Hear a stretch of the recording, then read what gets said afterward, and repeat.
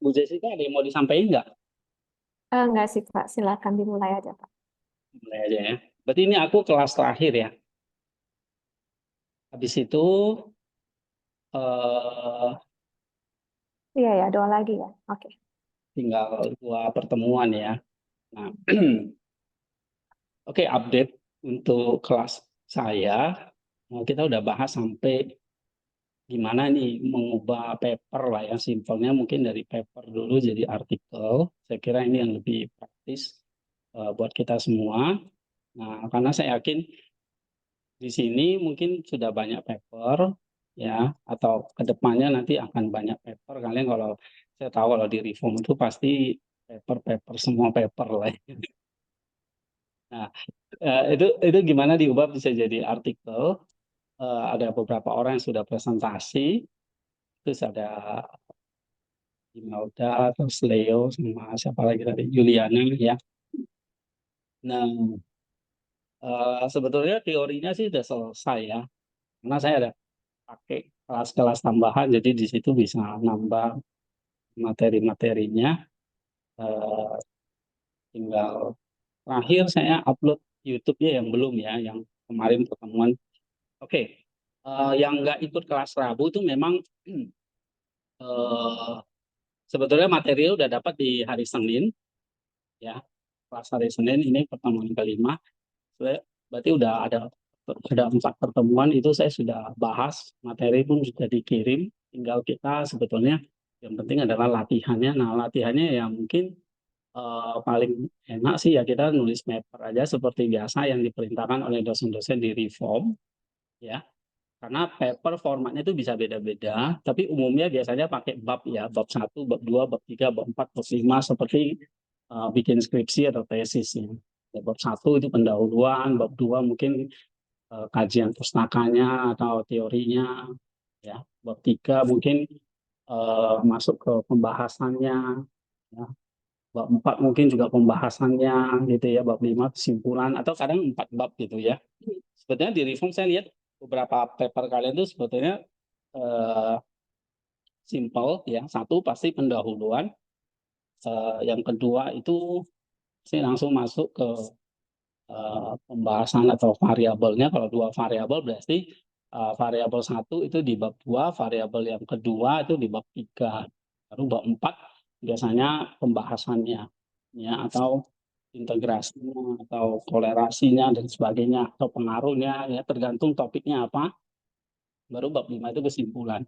Nah, dari tiga yang saya sudah cek, saya lihat pola pikirnya itu seperti itu, ya. Dan itu, ya itu tergantung dosen-dosennya minta seperti itu ya kita kerjakan aja, ya. Kemudian eh, ada apa? Paper itu kalau saya belum lihat yang barman ya, barman kirim itu yang eksegesis. Seperti apa biasanya kalau eksegesi atau eksposisi itu ya hanya mengurai ayat-ayatnya, tapi itu sebetulnya juga bisa kita jadikan artikel jurnal gitu ya. Nah, eh, saya mau kasih contoh karena kelas Rabu itu kan cuma beberapa yang ikut ya. Beberapa contoh di sini yang gimana mengubah papernya itu ya jadi artikel, karena di dalam artikel itu sekali lagi kita mengikuti format IMRAT ya, minimal IMRAT. Nah, seperti ini.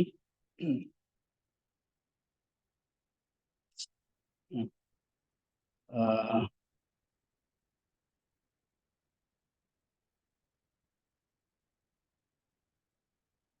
Nah, ini kayak gini ya.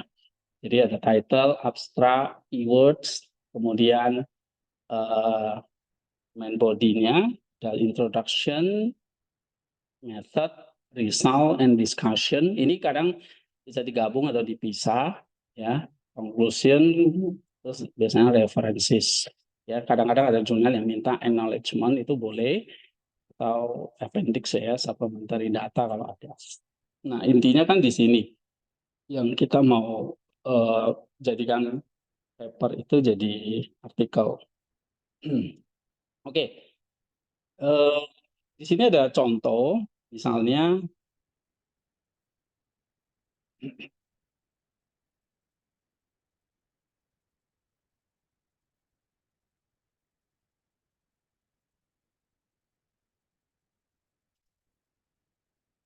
Ini contoh dari papernya si Brian ya.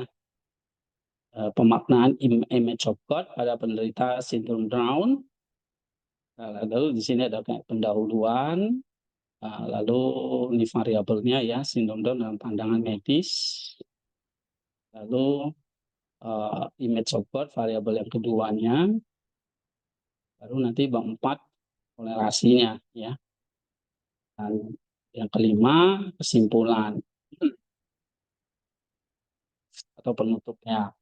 Oke, ini sebuah paper dogma misalnya. Mungkin kan teman-teman semua di sini banyak kajian paper seperti itu. Nah, ini kita bisa dalami lagi, diubah jadi sebuah artikel yang menarik ya. Kalau misalnya kayak pendahuluan seperti itu,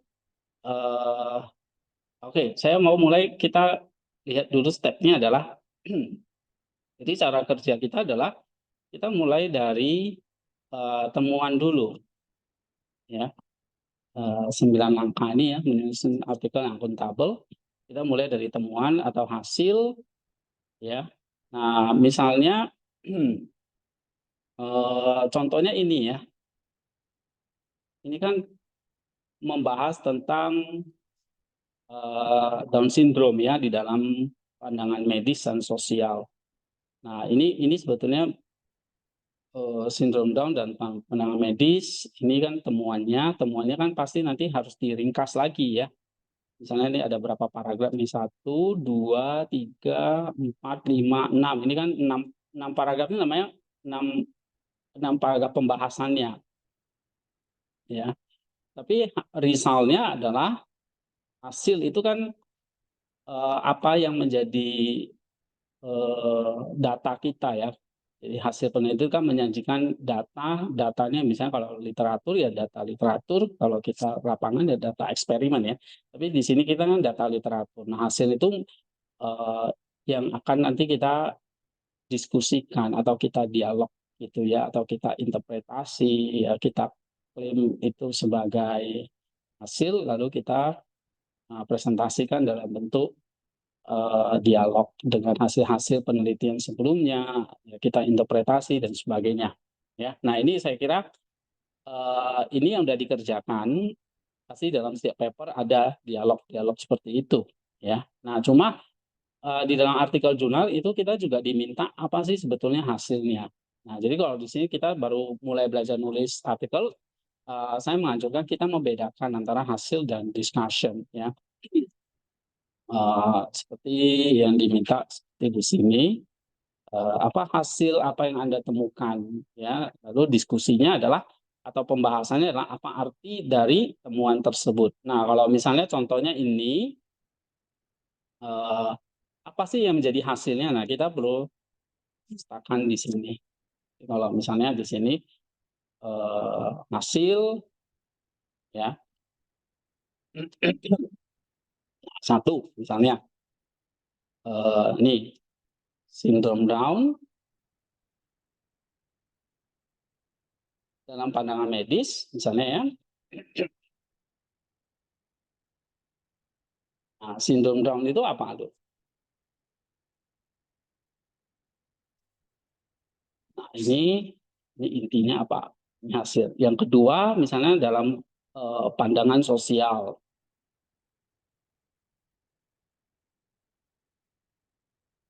Nah, itu namanya hasil.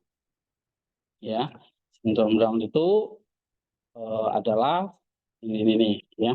Nah, kemudian apalagi hasil atau temuannya? Kalau dari paper ini kan langsung masuk ke variabel yang berikutnya, yaitu tentang image of God. Ya, ini bahas tentang image of God dalam berbagai pandangan. Ini harus bisa disimpulkan temuannya itu sebetulnya apa, ya. Lalu toleransinya di bab 4. Nah, apa yang ditemukan di sini poinnya? Misalnya kalau dia bikin subpoinnya pandangan substantif, fungsional, dan relasional.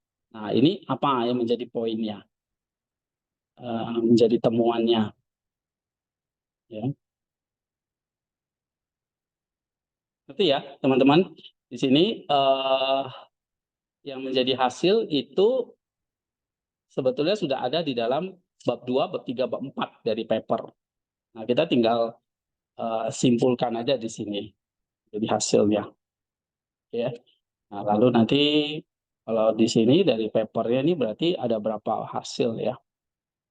Nah, ini pemaknaan barunya. Sebelumnya ada lagi ya. Oke, pandangan alternatif sebagai, tapi kalau ini mau diubah hasilnya boleh-boleh aja ya. Waktu kita merevisi ini nggak masalah. Jadi nggak mesti harus ada 5 atau berapa, tergantung eh, kita mau ubahnya berapa. Baru nanti yang keenam adalah ini ya, pemaknaan baru.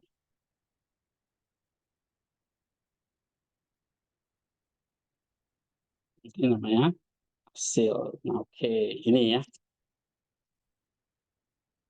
Ini namanya hasil. Baru nanti kita kelompokkan lagi yang kedua, eh, pembahasan. Nah, pembahasannya adalah kita tinggal ambil isi dari tiap ini, ya, tiap paragrafnya itu pembahasannya. Oke. Sampai di sini ngerti ya? Jadi kalau dalam tiap paper kalian kan ada gitu kan, ada bab 2, bab 3, bab 4. Nah, itu biasanya hasilnya. Kita ambil poin-poin yang jadi hasilnya. Ya. Nah, ini yang perlu dikasih tahu di awal. Oke, jadi hasil penelitian ini adalah 1, 2, 3, 4, 5, 6. Nah, baru nanti kita masuk ke pembahasannya. Cuma ini perlu di summary ya. Apa intinya, ngomong apa di sini dalam satu kalimat, satu kalimatnya kayak gitu. Ya, ada pertanyaan dari Leo. Pak, itu yang bagian hasil itu emang bentuknya poin-poin aja atau kayak harus eh, bentuk paragraf penjelasan gitu?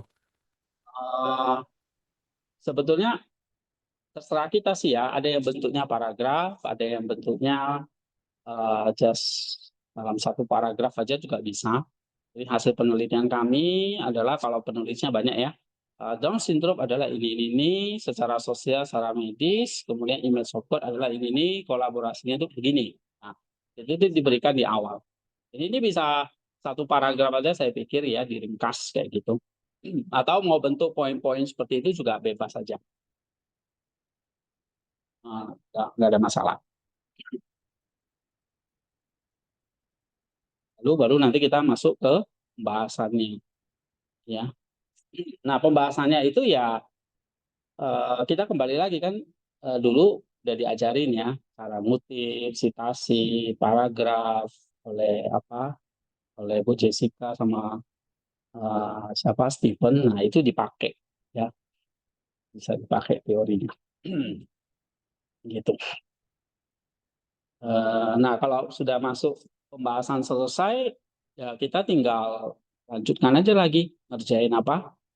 Kesimpulan gitu. Lanjutin kesimpulan ini ya, apa kontribusinya, cek apa tujuan studi sudah tercapai ya. Nah, kesimpulan ini kan biasanya ya paper kan juga ada gitu. Nah, kita perlu cek. Misalnya kesimpulan yang kita bikin seperti ini ya. Nah, apakah ini sudah ini ya, sudah meringkas semua hasil temuan, lalu apakah menjawab tujuan penelitian dan memberikan kontribusi apa, dan penelitian lanjutannya apa, biasanya itu yang diminta. Nah, ini kalau belum ya kita tambahin gitu ya. Jadi kalau simpulan itu kan intinya kita harus memberikan ringkasan hasil penelitian atau temuan penelitian ya, dan menjawab apakah tujuan penelitian itu sudah tercapai atau enggak ya. Dan biasanya diakhiri dengan satu pernyataan bagaimana penelitian itu berkontribusi pada bidang studi secara keseluruhan. Nah, misalnya kalau di sini belum, ya kita harus tambahin, kayak gitu. Ya, oke. Nah, setelah kesimpulan selesai, ya kita lanjut ke buat metode penelitiannya. Nah, mungkin biasanya kalau di reform itu kan digabung ya di pendahuluan. Nah, kita pecahkan gitu. Kita keluarin khusus bagian subpoin berikutnya adalah metode. Ya, metode itu memang kalau di artikel sebelum pembahasan ya, sebelum hasil dan pembahasan ya. Tapi kita kerjakannya setelah pembahasan ya, setelah kesimpulan baru kita tuliskan metodenya. Nah, nampaknya misalnya kalau paper ini kalau belum ada metode ya kita harus tuliskan metodenya ya. Nah, metodenya masih ingat kan? Kita harus menyajikan data apa aja nih kalau di metode. Nih, ya ini maksudnya setup eksperimen kita apa? Jelas ini literatur ya, kemudian tahapnya bagaimana? Ya, tahapnya kita pengumpulan data, terus kita analisis, terus kita ambil apa temuan, dari temuan itu kita bahas sampai kita tarik kesimpulan, itu namanya tahap ya, tahapan penelitian. Lalu sumber datanya, primary source-nya apa, secondary source-nya apa. Nah, itu kita harus masukkan. Lalu bagaimana cara mengambil datanya, ya, teknik pengambilan datanya, lalu bagaimana menganalisisnya. Nah, itu yang kita harus jelaskan di metode, ya. Ini biasanya satu paragraf aja sih, ya. Nanti saya pernah ya nggak kasih contoh-contohnya menulis metode itu seperti apa ya? Saya coba kasih deh. Atau di sini udah mengerti belum? Perlu lihat lagi contoh-contohnya.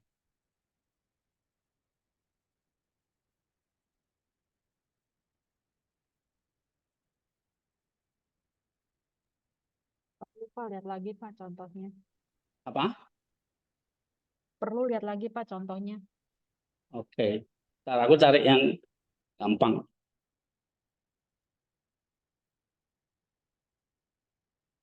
Oke, ini misalnya aku bikin kayak gini ya.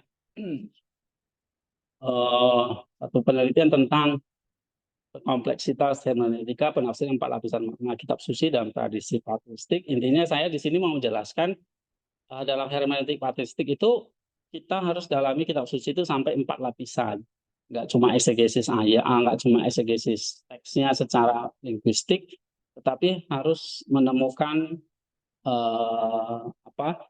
menemukan makna rohaninya, aplikasinya, sampai ke pengudusannya. Itu intinya ya artikel ini. Nah, lalu saya bikin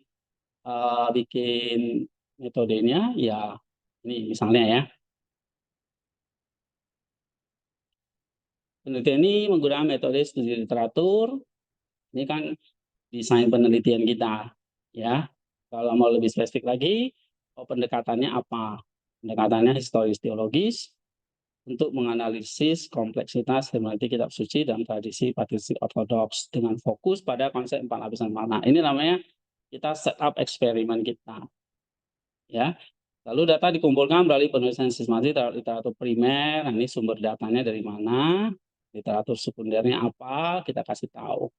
Ya, cara analisisnya dilakukan secara kualitatif melalui metode deskripsi untuk menyajikan informasi, lalu metode interpretatif untuk memahami maknanya, metode komparasi untuk membandingkannya, sintesis untuk menghasilkan pemahaman yang holistik. Gitu. Ya, lalu analisis berlandaskan pada kerangka teologi mencakup studi patristik, hermeneutika biblika, sejarah gereja, dan teologi ortodoks. Jadi simple seperti itu bikin metodenya. Ya. Lalu ya kayak gini aja sih contohnya. Ya.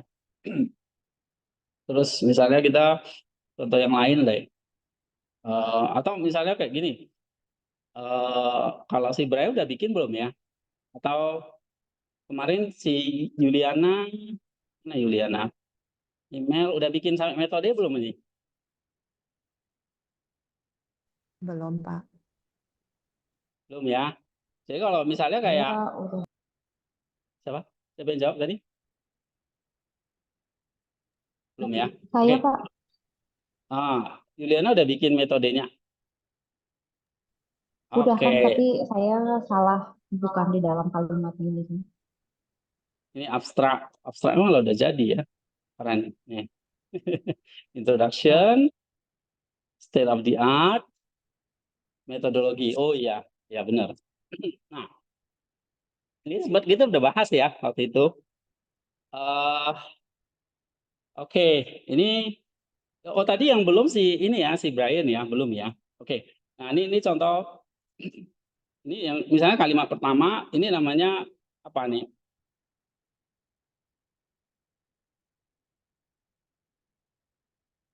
This study adopts an interdisciplinary and qualitative approach. Nah, ini itu udah jelas mengatakan ini startup eksperimennya, ya.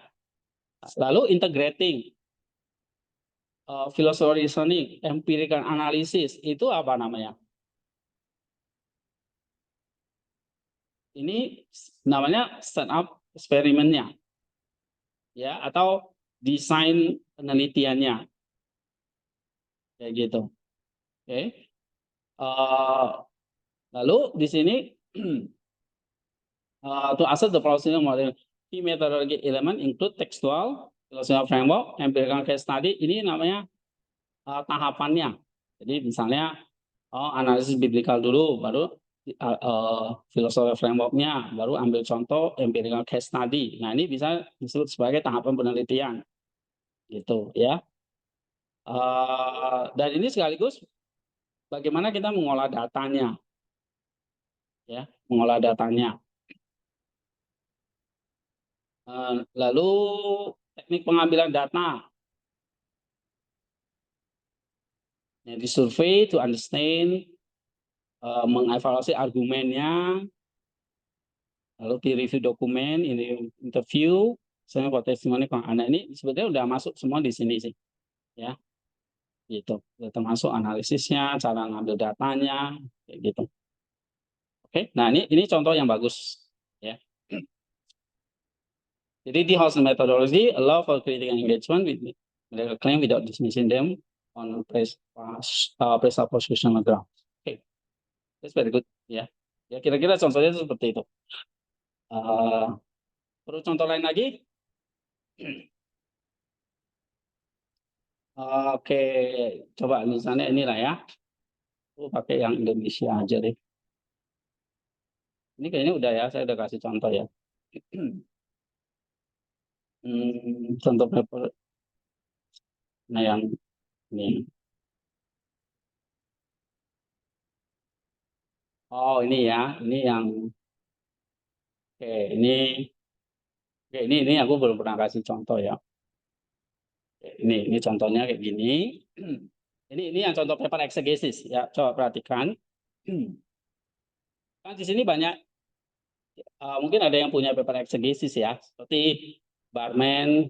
Barman, sorry, saya belum sempat cek, jadi tunggu Rabu ya. Kamu Oke, Pak. perhatikan ya contoh.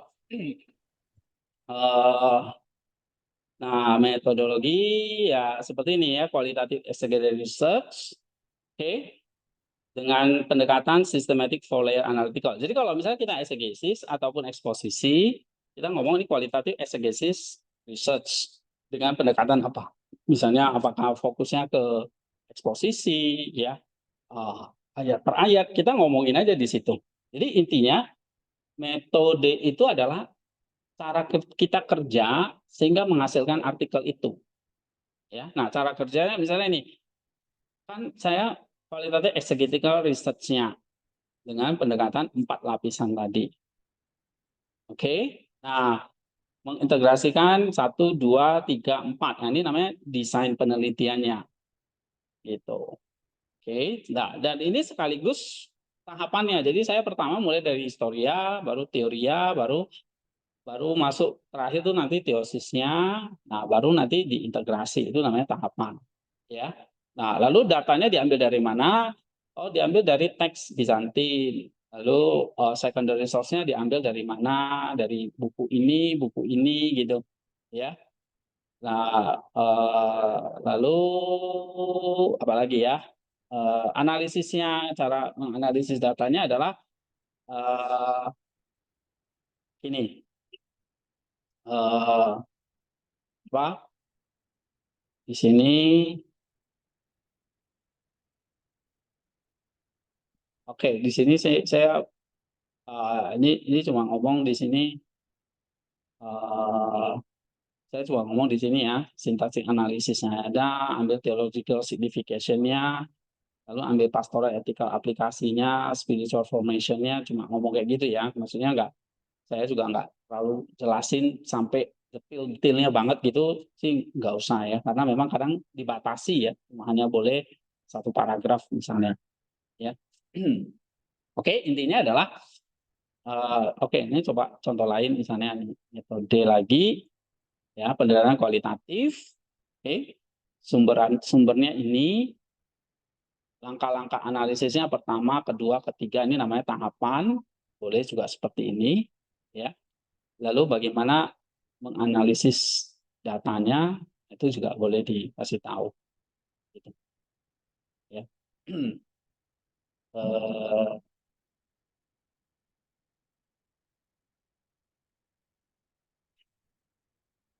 ini ada satu lagi misalnya ini nah ini juga ini paper dari Imelda ya. Eh, nih metodenya sama, proses penelitian terdiri dari beberapa tahapan, pertama, kedua, ketiga ya. Kemudian cara menganalisisnya kayak gini. Kemudian sumber datanya dari sini kayak gitu ya. Intinya ada 4 hal ini deh. 4 hal ini kita sampaikan ya tadi mana, setup, tahapan, datanya apa, dan cara analisisnya datanya apa. Gitu 4 itu. Ya. Ada pertanyaan nggak sampai di sini? Tentang metodologi? Oke, kalau nggak ada, kita lihat, baru setelah itu apa? Langkah kerja Saya mau kita. tanya dong, Oke, Halo, Pak. boleh, siapa nih? Barmen, Pak. Ya, barman, silakan.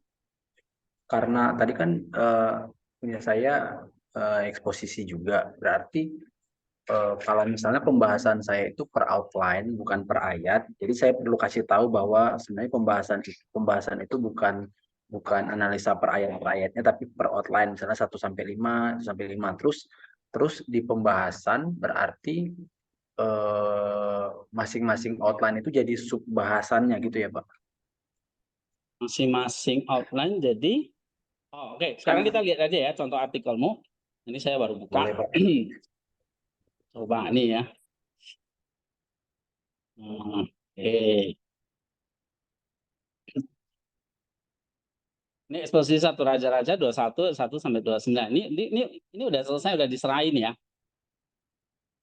Atau ini paper kapan nih? Semester ini atau semester lalu? Baru dikumpul beberapa hari yang lalu, Pak. Oke, berarti udah selesai dikumpul ya. Mata kuliah apa ini? Teologi integratif. Studi Bukan. studi PL2, Pak. Studi PL, I see. Oke, jadi ini eksposisi ya. Latar belakang kitab, konteks ayat 1 sampai 4, ayat 5 dan 6, 17, 26, 27, 29, Nabot sebagai foreshadow Kristus.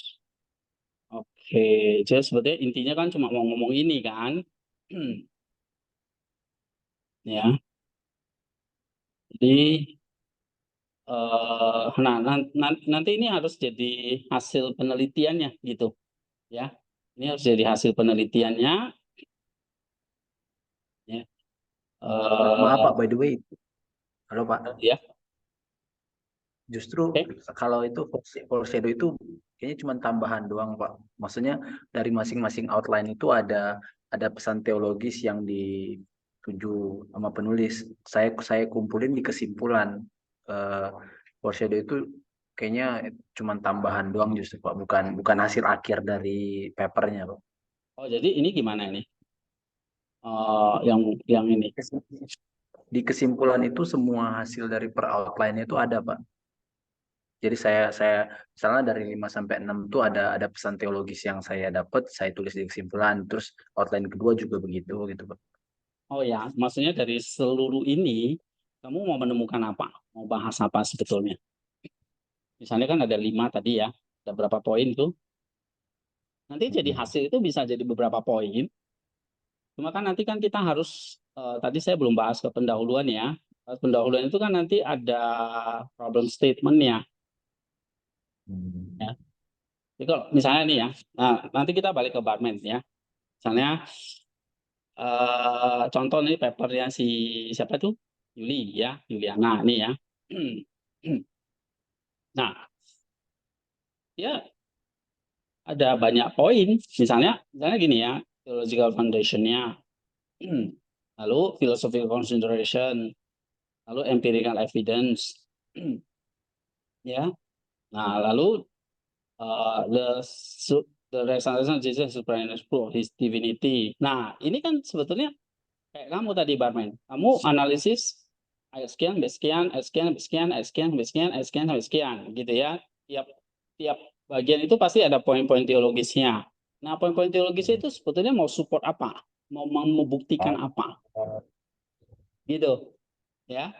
Nah, di sini poinnya di sini. Jadi papernya itu sebetulnya intinya ini sebetulnya cuma 2 paragraf di sini.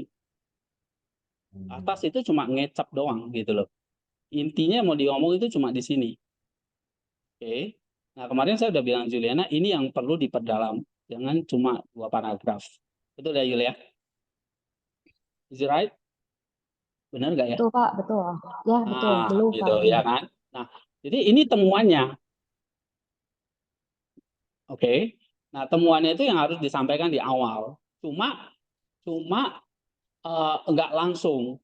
Temuannya adalah per poin-poin ini gitu loh. Cuma inti dari temuannya itu adalah ini sebetulnya ini gitu. Ya, intinya yang mau kita Jadi ngomong kan ini. Nah, ini yang harus dimasukin di namanya hasil. Oke, hasil. Nah, tadi ini atau temuannya ini. Ya. Nah, kemudian kayak contoh kayak Barman, sorry siapa tuh? Leo. Mana yang Leo. Nah, ini yang dia sebenarnya mau ngomong kan ini sebetulnya. Mana sih?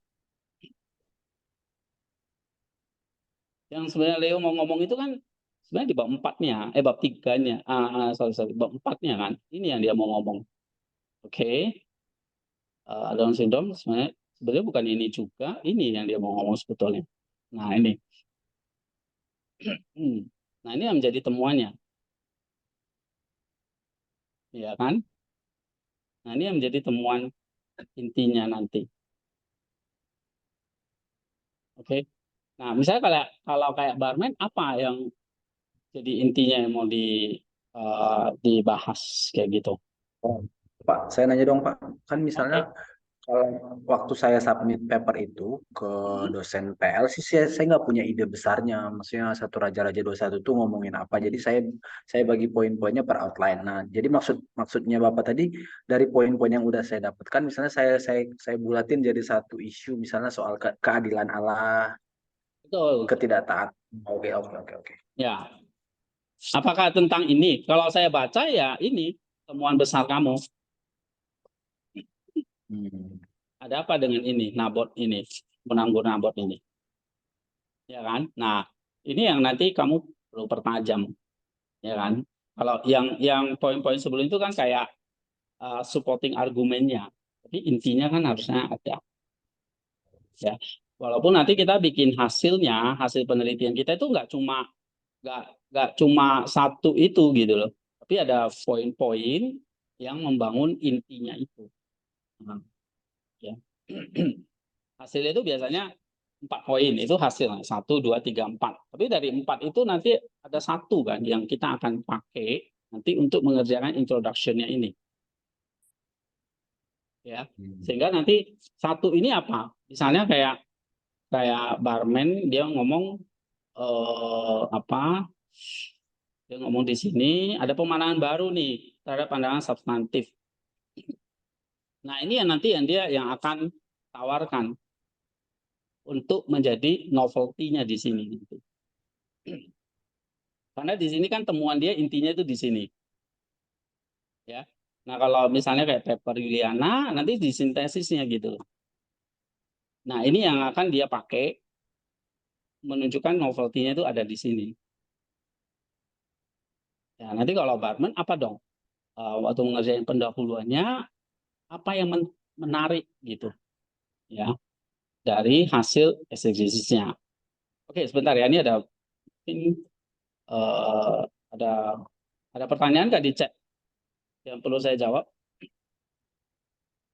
Oh, dari Jessica, ada nggak jurnal-jurnal yang menggabungkan hasil dan pembahasan? Ada jurnal-jurnal yang menggabungkan hasil. Oh, iya. Nah, ini pertanyaan bagus. Ada yang memang gabungkan, ya. Ada yang menggabungkan. Biasanya sih umumnya memang menggabungkan.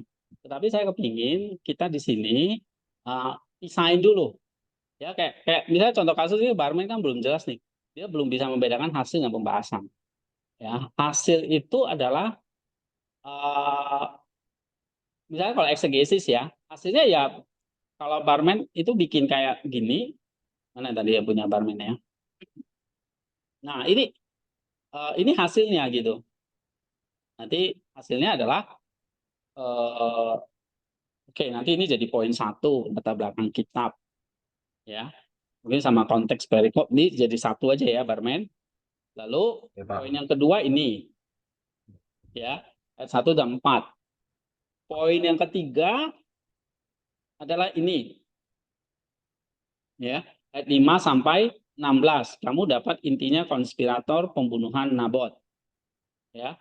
Lalu poin yang keempat ini keadilan Allah konfrontasi dengan Elia. Konfrontasi Elia ya ayat 17 dan 20. Ini poin yang keempat. And then poin kelima penyesalan Ahab dan hukuman yang ditunda. Ini poin yang kelima. Ya. Berarti dari 5 poin itu apa yang sebetulnya kamu mau ngomong? Nah, ini biasanya di akhir. Apa? Misalnya, oh akhirnya saya mau ngomong tentang ini. Ya, mungkin bukan tentang Nabot, whatever, apapun itu. Oke? Nangkap maksud saya, Barman? Ya, Pak, ya, Pak. Ya, Pak. Contoh misalnya kayak tadi, si siapa? Ini, misalnya contoh paper saya. Aku ngomongin bla bla bla tentang psikologi uang, variabel 1, ya kan? Aku ngomongin bla bla bla tentang Chrysostomos. Tapi untuk apa? Nah, ternyata aku pakai ini untuk mengelola keuangan yang holistik. Itu dia. Nah, lalu misalnya contoh dari si Yuliana tadi dia ngomong miracle dari sudut pandang filsafat, dari sudut pandang teologi, dari sudut pandang apalagi tadi di sini empirical evidence dan modern claim. Nah, untuk apa sih? Nah, ternyata dia mau membuktikan ini temuannya. Oke. Nah, sama kayak tadi si Brian. Mana Brian ya? Papernya Brian, dia ngomong tuh Down syndrome itu sebagai poin 1. Terus poin keduanya tentang gambar Allah, ya. Terus poin 3-nya, nah, dia mau kasih pemanaan baru tentang bagaimana pandangan gambar Allah itu melihat pandangan substantif melihat Down syndrome itu kayak gimana. Nah, itu loh.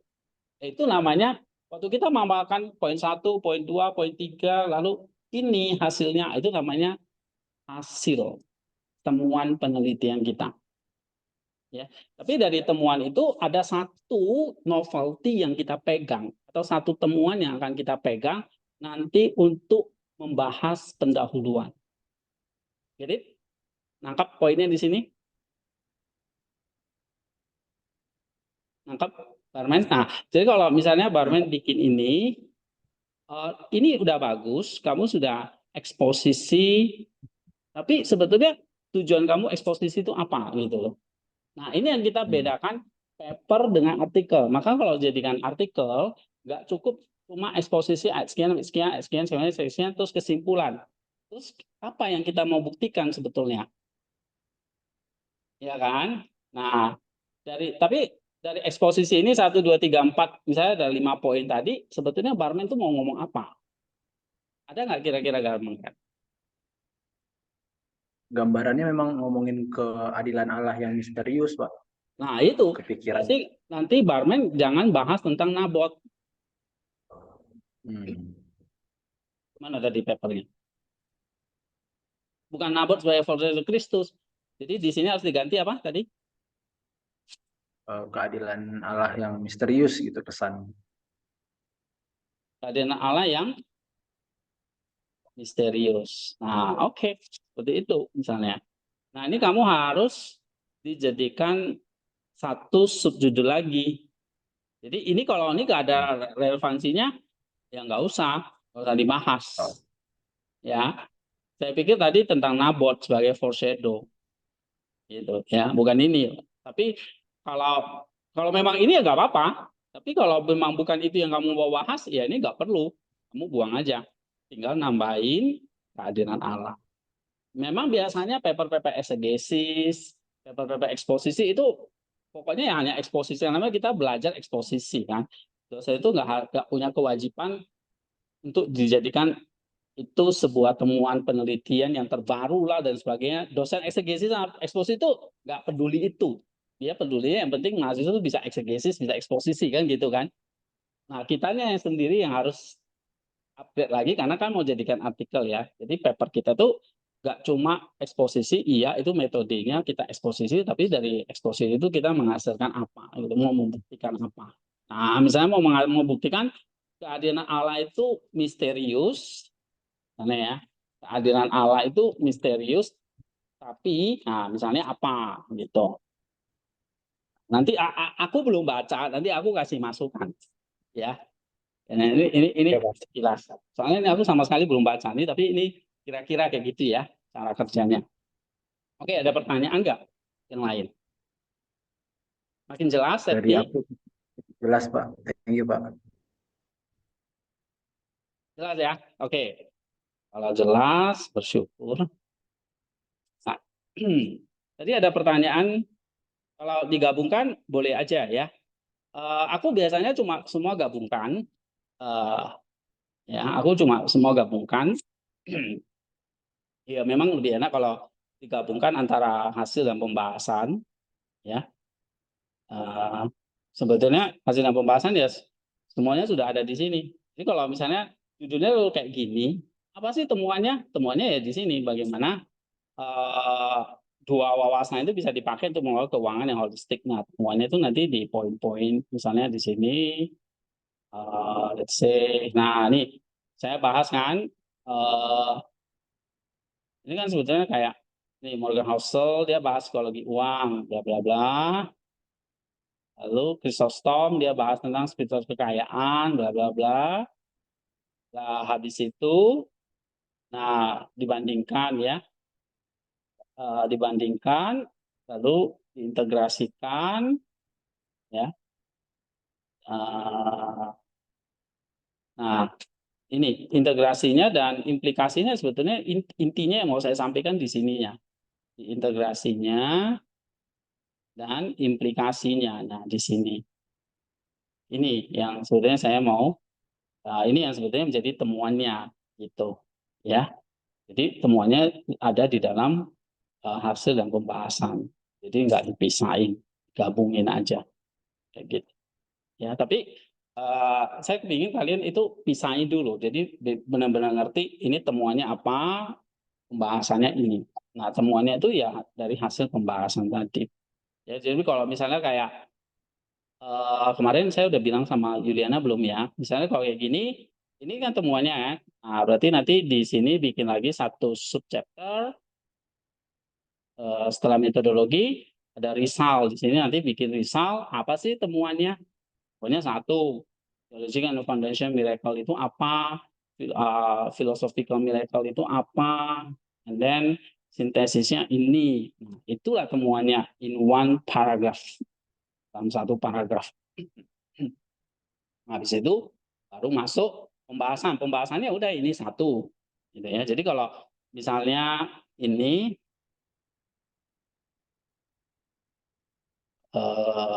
gimana kasih komen ya.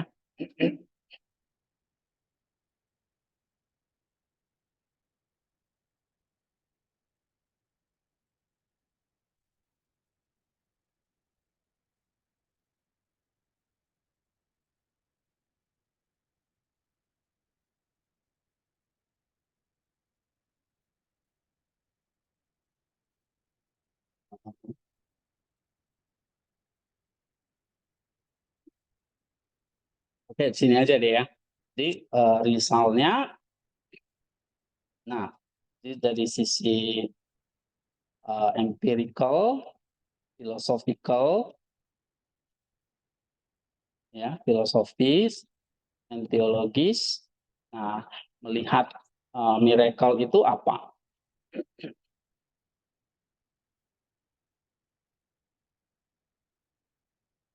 Oke. Nah, lalu sintesisnya apa?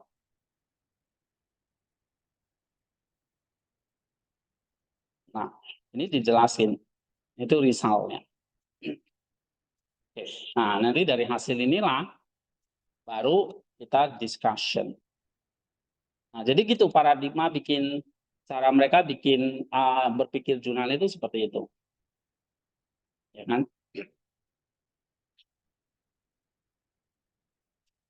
Oke.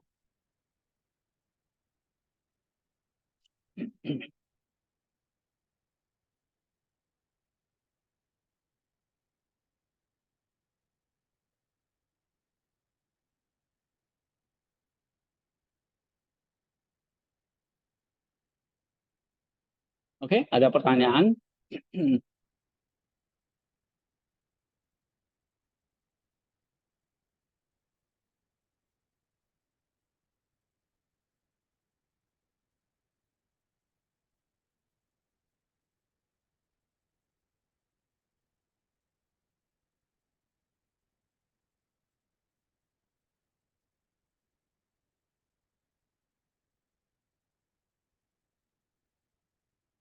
Oke, oke.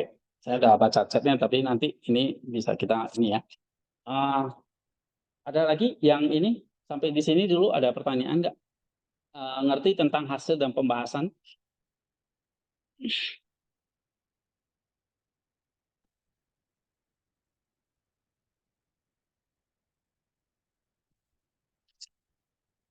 Teman-teman yang lain? Pak Lintong, ada?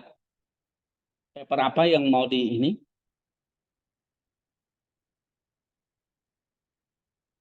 Oke, kalau nggak ada, kita lihat ya tadi.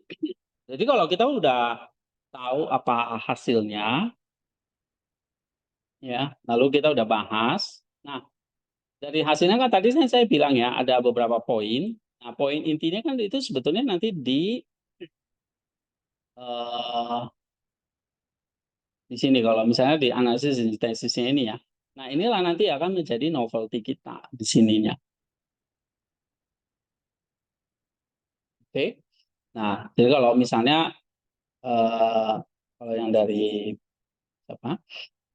eh, Brian, nah, nanti di sini pemandangan barunya, ya. Nah, ini yang nanti apa sih? Misalnya dari sekian panjang ini, apa sih sebetulnya intinya yang mau disampaikan?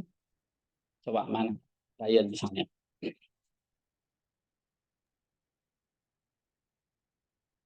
Maksudnya intinya, Pak, yang Bapak highlight ini ya. Ya. Karena ini nanti kita pakai untuk membuat pendahuluannya. Hmm. Ya, Kan yang intinya kamu sih ngomong mau kan sebetulnya intinya di 4.3 ini kan. iya, Hmm. iya, Pak. Iya, jadi intinya kalau di eh, itu pemaknaan barunya itu intinya memasukkan eh, vulnerability ke dalam pandangan substantif sih. Dengan begitu akhirnya Down syndrome tidak tereksklusi dari pandangan substantif dari image of God. Justru malahan dengan penambahan aspek vulnerability itu memberikan kita pemaknaan baru yang lebih lengkap tentang eh, pandangan substantif itu sendiri. Apa apa image of God itu gitu. Hmm. Oke, Mungkin kalau berarti secara hmm, ringkas itu doang sih, Pak. oke, berarti kan itu kan temuannya kan, temuan intinya kan. Nah, nanti kamu tinggal bahasakan ulang di hasil tadi, temuannya adalah ini, ya. Lalu yang akan kamu bahas ini, gitu. Atau kamu mau bahas ini, intinya adalah ini, kayak gitu, ya. Itu nanti bisa ditambahin eh, di hasilnya ya tadi ya. Ini kan masih bentuk bab ya. Nanti saya waktu itu udah ngomong kayak gitu ya. Oke, udah ya. Nah, terus tadi masalah vulnerability ini yang nanti akan menjadi novelty kamu pakai nanti di pendahuluannya. Nah, bagaimana kita bikin pendahuluan di sini? Saya lanjut pendahuluan ya. Kalau di sini nggak ada yang pertanyaan, saya lanjut pendahuluan.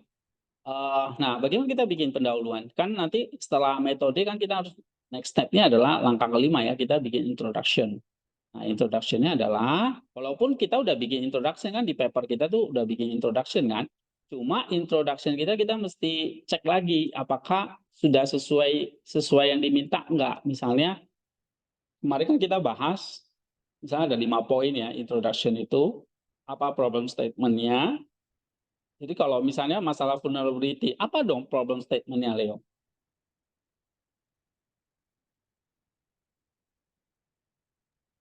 Problem Nih, statement tuh maksudnya ini ya, masalah, maksudnya ya mau yang latar dipecahkan. belakangnya gitu ya. Ya. Oh ya itu seringkali Down syndrome meskipun kita tahu secara luas bahwa pasti ada image of God di dalamnya, tapi kita nggak bisa menjawab pertanyaan eh, apa namanya, apakah Down syndrome itu memiliki aspek substantif gitu. Apalagi substantif itu kan biasanya cenderung dihubungkan dengan kapasitas intelek atau rasio seseorang. Sedangkan penderita Down syndrome yang eh, mengalami disabilitas intelek pasti udah langsung tereksklusi dari definisi image of God itu gitu. Nah, right. Itu dapat nggak? Dapat nggak problem statement-nya, teman-teman? Semua lihat nggak? Itu problem statement atau bukan?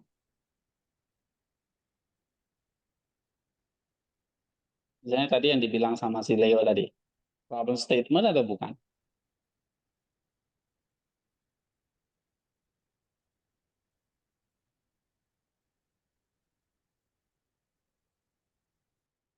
Problem statement kan? Karena tadi dia ngomong nggak semua orang lihat itu image God itu ada unsur vulnerability-nya kan, kerapuhannya gitu kan. Nah, ini yang masalahnya mau dipecahkan, ternyata di dalam image of God itu ada vulnerability yang harus kita perhatikan juga. Kenapa kok si Leo tuh bisa ngomong seperti itu?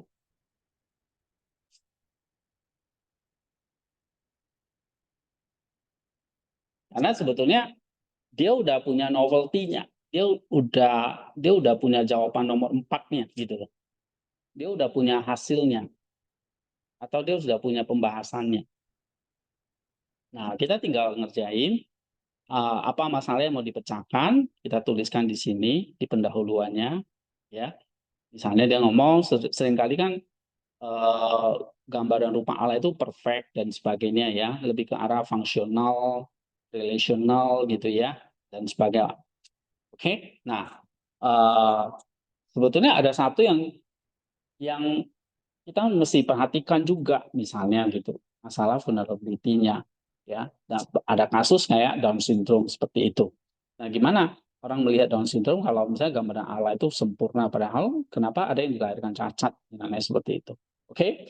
Nah, lalu tinggal tambahkan aja ini problem statement-nya, lalu tinggal tambahkan apa sebetulnya yang sudah dilakukan orang untuk menyelesaikan masalah yang ada. Nah, ini kita bisa pakai, kemarin ada pertanyaan, bisa nggak kita pakai buku-buku yang kita udah pakai? Iya, justru itu state of the art ini adalah bisa dari buku-buku secondary source, ya, primary source kita kan udah punya ya, tetapi biasanya ini state of the art itu secondary source yang kita pakai di pembahasan atau di dalam penulisan kita. ya. Nah, atau kalau memang misalnya ternyata waktu kita bikin pendahuluan ketemu nih artikel yang bagus, ya udah kita bisa pakai, terus kita bisa pakai lagi di bahasan kayak gitu, ya. Intinya harus ada state of the art-nya. Nah, nanti dari situ apa yang luput? Jadi kalau menurut Leo apa yang luput?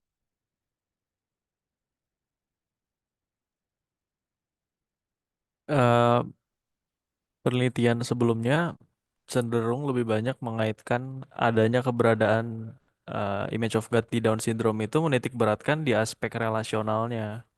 Hmm. Sedangkan eh, menurut saya image of God itu tetap secara fondasional harusnya substantif. Hmm. Itu sih, Pak. Oke, jadi ada penelitian yang terluput adalah melihat image of God itu bukan hanya relasional aja, tetapi juga sesuatu yang substantif. Oke, sah-sah aja kalau itu sesuatu yang kamu lihat itu sebagai yang luput. Asal memang ada datanya ya, kayak gitu. Nah, lalu konsep apa yang kamu tawarkan untuk mengisi kekosongan itu? Masukkan Yaitu tadi soal vulnerability 4.3 itu. dimasukkan. 4.3 Iya, itu kan. Benar? iya, Pak. Nah, udah dapat gitu. Selesai. Lalu tujuannya apa?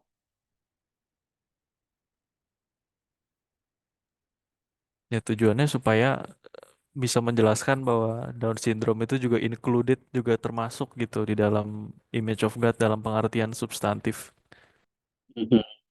Lalu misalnya diperluas lagi kontribusinya apa bagi pembaca? Misalnya untuk secara pastoral, ya untuk orang tua yang punya anak cacat itu akhirnya bisa apa kontribusinya untuk pembaca, untuk gereja, untuk whatever lah. Nah itu bisa ditambahin ya. Oke. Nanti tentu nanti di kesimpulan itu juga masuk gitu ya. Jadi kalau di dalam pendahuluan itu menyatakan tujuannya ini, kita nyatakan ulang nanti di kesimpulan tujuannya tercapai gitu ya. Pembahasannya itu menjawab tujuan tadi atau tercapai tujuannya. Nah, itu jadi antara bab satu pendahuluan dengan kesimpulannya itu eh, nyambung gitu ya.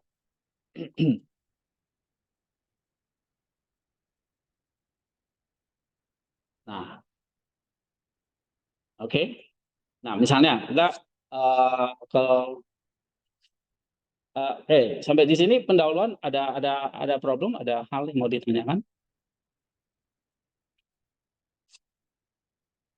Jadi kalau kita udah bikin sampai hasilnya pembahasannya kita udah dapet, misalnya kayak nanti Barmen ya, kan mau bahas tentang keadilan Allah yang misteri gitu ya. Nah, apa yang menjadi keunikan atau ketemuan kamu yang kira-kira kamu bisa akan ngomong kalau misalnya uh, tafsiran-tafsiran yang ada itu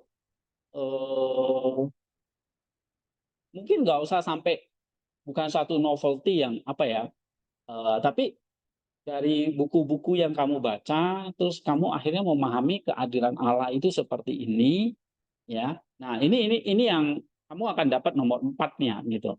Walaupun mungkin bukan sesuatu yang baru-baru amat gitu ya, tetapi ada penelitian-penelitian yang sebetulnya kamu tinggal mix saja, gabungin aja, ya.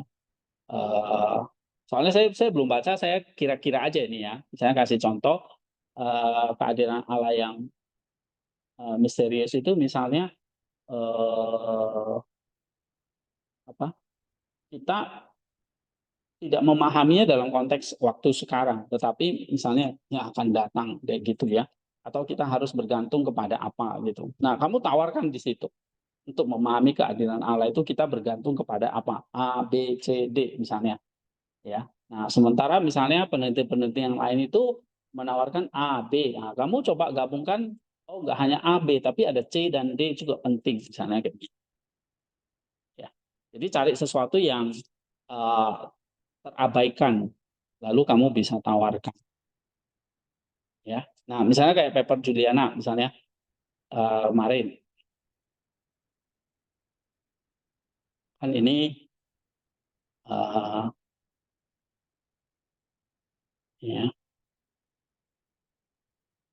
Okay. Now, you can feel that a rigid naturalistic framework is inadequate for understand the full range of human experience. And it's very simple, ya kan, bahwa mengerti tentang apa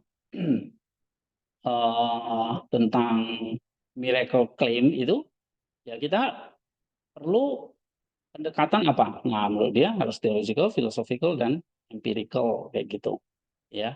Jadi nggak cuma empiris, tetapi juga landasannya filosofis dan juga teologis dari sisi iman misalnya. Misalnya contoh kita kemarin itu saya belajar tentang Thomas itu ya, yang nggak percaya kalau belum menyentuh luka tubuh fisiknya Yesus yang dibangkitkan gitu ya. Apakah ini berarti ranah iman dengan miracle Yesus yang bangkit itu sesuatu yang bertentangan misalnya kayak gitu. Nah, si Juliana mencoba menjembataninya dengan theological, philosophical, empirical. Oke. Tentang sebetulnya ada dua ranah yang berbeda antara faith and reason gitu ya, tetapi ini bukan sesuatu yang bertentangan ya. Nah, dan apa sintesis yang dihasilkan itu hanya menjadi sebuah novelty ya. Nah, ini yang nanti dipakai untuk menjelaskan tentang misalnya dalam hal ini kebangkitan Kristus gitu ya. Oke, misalnya Juliana, kalau misalnya kamu udah dapat ini, nah apa yang akan menjadi novelty kamu di sini untuk menjawab ini nanti? Apa problem yang mau dipecahkan misalnya? Sebetulnya kan saya mau melihat apa hubungannya antara klaim miracle, apa sih miracle bahasa Indonesia? Mujizat ya, klaim mujizat dan artinya terhadap Kristenan saat ini. Itu kan yang memang saya kemarin yang pembahasan hari Rabu saya belum lengkap ya Pak, belum masukin. Jadi nanti sebenarnya mau dibahas adalah kenapa klaim mujizat zaman sekarang itu penting untuk kekristenan saat ini. Right. Jadi sebetulnya klaim Ya, mujizat itu yang belum saya masukin. Ya, ya bukan sesuatu iman yang bodoh atau naif gitu ya kan. Oke, kita bisa argue gitu ya secara filosofis, secara ya, teologis, betul. dan secara empiris. Oke, right. Nah, itu kan berarti kan kamu dapat sebetulnya problem statement yang kamu, ya kan? Ada problem statement, lalu kamu tinggal nambahin apa? State of the art-nya, ya. Ya, misalnya kayak pandangan yang sinis tentang mukjizat itu kan banyak, ya. Misalnya dari atau kamu sudah dapat ide apa? Udah ngerjain pendahuluannya belum? Atau ada yang mau Pendahuluannya didiskusi? ada di awal itu ada sih Pak yang beberapa yang ngomongin tentang naturalis sama pandangan. Contohnya kayak dari secara filosofis dari David Hume yang nggak percaya dengan itu. Nah, oke. Oke. Ini sudah ada ya. Ya. Oke, terus novelty-nya? Nah, itu kayaknya yang kemarin hasil diskusinya belum jelas ya Pak. Dari Oke. diskusi kita Rabu belum masuk, belum ini banget gitu. Oh, aku udah kasih ininya belum ya? Revisinya udah Pak, Enggak, masukannya untuk direvisi. ya, misalnya tentang novelty-nya udah ya.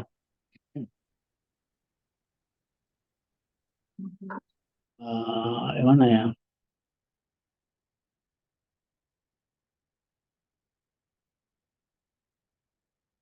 Oh, ini ya.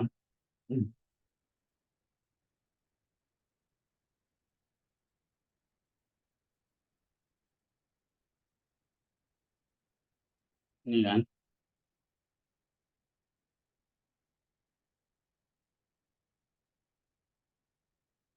Oke. Aku yang hilang itu yang papernya si email yang mana ya?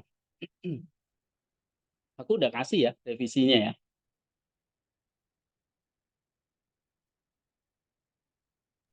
Yang mana, Pak? Yang mana ya? Aku juga lupa nih. Ada kan kamu satu kasih, oh tentang kolonialisme ya. Iya, Pak. Kayaknya aku belum, udah saya save kan di mana ya? Oke, anyway, ada pertanyaan nggak dari kamu, Mel?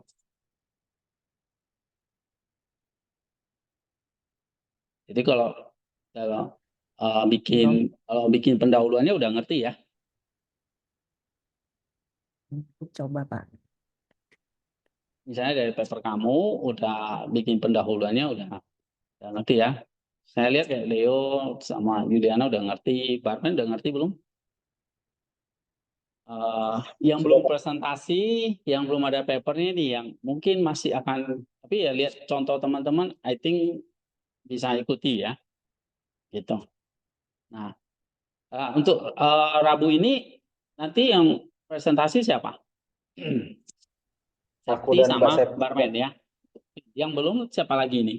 Abraham, Yuda ini ambil apa ya? SKS nggak? Saya pendengar. Oh pendengar. Oke. Kalau Mak Lintong, SKS ya? Oke. Jawabin SKS Pak, betul SKS. SKS, ya. Ya Pak, Oke, Iya, SKS Pak, Bang Lintong SKS, Abraham Oke. SKS. Oke, Abraham sama Lintong nanti next week-nya lagi ya. Jadi saya tidak bisa disiapin. berkata-kata Pak. Oke. Nggak usah berkata-kata, Pak. Papernya aja, Pak. Nanti kita bahas ya. Biar hati saya yang menyampaikan Pak. Oke. Lalu titiran ini apa ya? SKS. Pendengar, Pak. Oh, pendengar. Kalau pendengar, adakah di sini pendengar yang mau ini? Saya kasih. Kalau mau boleh aja ya nanti di WA. Nanti saya bantu untuk ini. Oke. Yang penting clear nggak? Di sini jelas nggak? Jelas nggak? Kalau enggak saya ulangi lagi. Yang mana yang nggak jelas? Saya itu yang penting kalian tuh ngerti cara kerjanya dulu, ya masalah isi, whatever lah. Nanti kita bisa perbaiki. Yang penting ngerti cara buat pendahuluan, cara buat temuan atau hasilnya. Kayak tadi misalnya kan, contoh tadi misalnya dari Yuliana, ini. Nah, hasilnya aku ngomong-ngomong miracle itu sesuatu yang plausible kalau dilihat dari ini. Ya, itu aja sih sebenarnya temuannya. Terus kayak barman sebetulnya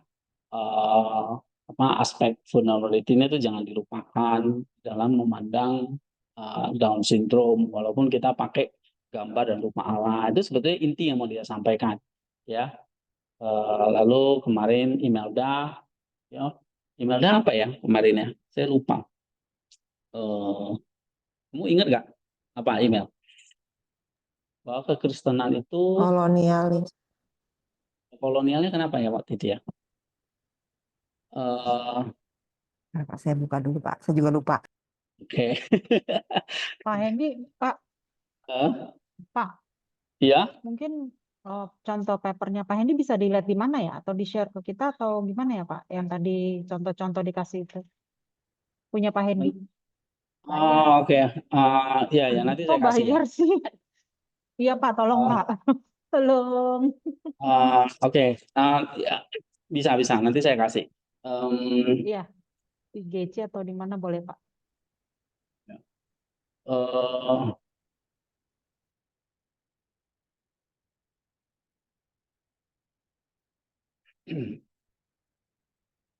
Nah, yang email dulu ya. Email itu kemarin bahasnya apa ya? Oh, oke. Ya, jadi ada beberapa poin ya. Intinya kamu mengatakan bahwa ada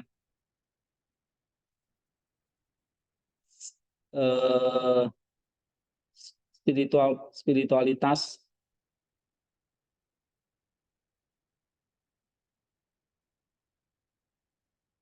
Jadi kalau postkolonialisme Indonesia, yang kekristenan yang peninggalan postkolonialisme itu sebetulnya bisa kita dekati dengan mana ya revisi. Oh, saya waktu itu nggak bikin revisi tertulis ya, karena secara lisan terus kamu ketik ya. Iya Pak, belum Pak. Oh iya, makanya saya cari filenya kok nggak ada. Oke, eh, nanti aku bikin deh tertulis supaya aku ingat juga. Nanti aku ngomong apa, suruh kalian perbaiki apa, nanti lain lagi. Jadi harus tertulis memang, supaya nggak ini.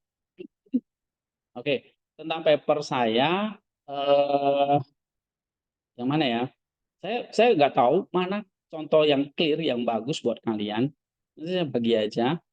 Cuma ini ada jurnal yang sudah disubmit, ada jurnal yang belum disubmit. Mas, kalau belum disubmit itu berarti masih apa ya? Masih tapi aku pikir yang mungkin contoh yang bagus ya kayak buat safety gitu buat Iya kita Pak, itu contoh yang bagus yang udah. Oke. ya ya sebetulnya aku udah pernah bagi belum sih? Misalnya kayak apa ya? eh, Bahasa Indonesia aja deh ya. Ya, misalnya ini kali ya. Ini kan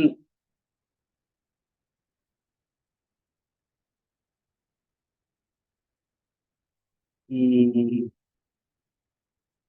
oke oke yang contoh hmm, ini aja kali ya.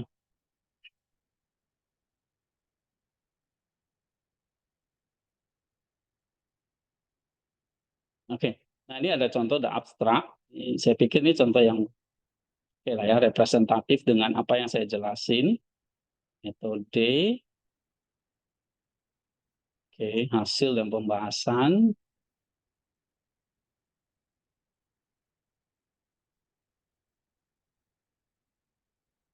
Nah, kalau misalnya ini papernya aku kasih tahu nanti saya kasih. Ini sebetulnya aku cuma mau ngomong bahwa kita kan sosial medianya itu sebetulnya kita bisa pakai ya. Kita bisa isi. Ini contohnya misalnya kayak kalau kamu sering lihat KDM, Kang Deddy Mulyadi itu channelnya, ya, dia kan pakai ruang digital itu begitu masif ya. Dia kemana, dia cek sungai dan sebagainya. Itu sebetulnya apa yang dia lakukan itu punya filosofisnya gitu. Dan itu disukai sama rakyat, ya. Nah, kenapa kok misalnya gereja atau kita lah orang Kristen itu nggak membuat itu seperti dia?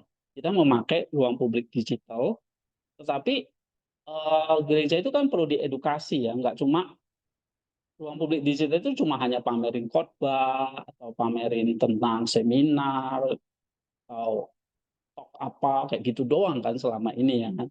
Dan itu apa ya signifikansi buat masyarakat gitu hampir nggak ada gitu ya kan. Kita misalnya bikin conference, kita bikin ibadah, kita bikin apalagi khotbah yang bagus gitu.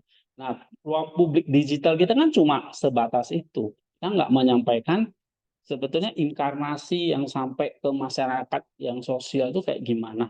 Nah, ini aku mau mengatakan bahwa pakai teologinya Bapak Gereja, tapi sebetulnya ini memberikan pandangan ya kepada gereja, oh ruang publik di situ sebenarnya bisa dipakai ya untuk masalah hal-hal ketidaksetaraan sosial. Kenapa? Karena teologi itu kan juga bahas sampai bukan hanya doktrin ya, tapi sampai ke level yang praktis gitu. Nah, ini yang saya mau pakai. Ini mungkin contoh nanti saya kasih. Tapi saya lagi apa ya? Ini bisa lihat contoh-contoh. Tapi sekali lagi ini contoh ya. Nah, kalian sendiri yang harus mengerti. Misalnya gini, kayak gini, misalnya baca metode. Ini penilaian kualitatif dan metode penilaian kepustakaan untuk mahasiswa ini. Nah, ini kalian ngerti. Oh, ini bahas apa ini namanya? Ini berarti aku lagi ngomong tentang setup eksperimen. Nah, kamu ngerti di situ loh, ngerti ya. Terus misalnya ada contoh nih, bahannya adalah ini, ya. Nah, berarti ini ngomong apa? Ini ngomong soal data penelitiannya, sorry, data source-nya gitu ya kan. Nah, terus misalnya prosedurnya ini ngomongin apa? Nah, ini ngomongin Analisa data. tahapannya, ya, atau Tahapan. langkah-langkahnya, ya. Oh, oke. Oke. Terus data dianalisis secara ini ngomongin apa? Teknik analisa data. Iya. Nah, jadi contohnya ini bermanfaat kalau kamu pelajari dan kamu ngerti gitu, Oke, Pak. ya. Nah, Iya, itu Pak. maksud saya gitu. Nanti misalnya bikin pendahuluannya, misalnya pendahuluannya, oh ini state of the art-nya. Lalu di sini meskipun terdapat kemajemukan ini, ya ada 3 celah. Ini apa nih kalau ngomong 3 celah utama yang perlu diisi? Oke. Berarti kalau di pendahuluan itu kita lagi ngomong apa?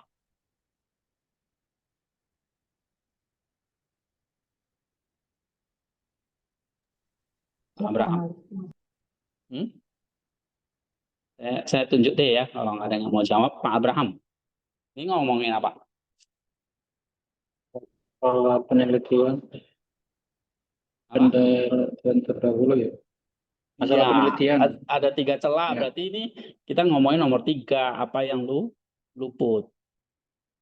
Ya kan? Nah, misalnya, terus mengatasi ini, mengusulkan ini. Ini ngomongin apa?